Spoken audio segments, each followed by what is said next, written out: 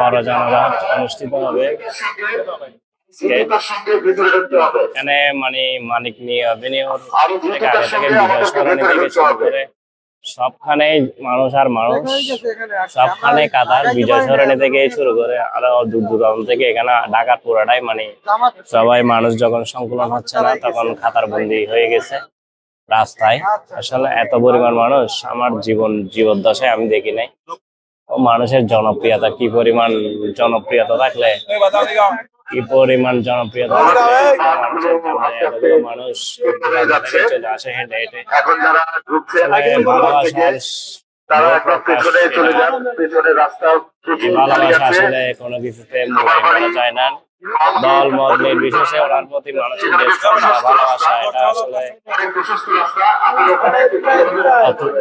কল্পনার বাইরে।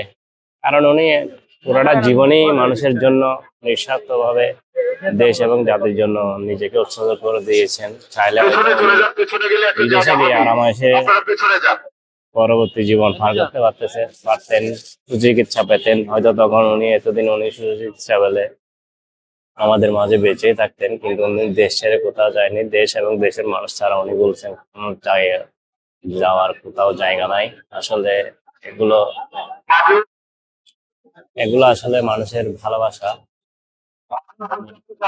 আমরাও আদায় করি যে একটা মানুষের জানাজায় অংশগ্রহণ করতে পারতেছি।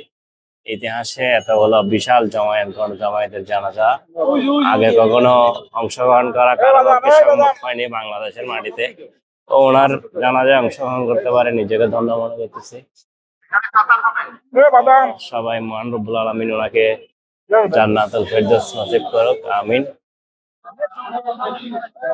আসসালামু আলাইকুম। এখন লাখ লাখ মানুষ জানাজার নামাজ শেষে যাচ্ছে, লাখো মানুষের ভিড়।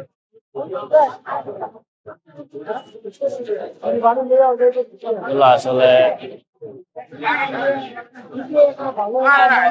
মানুষের দল।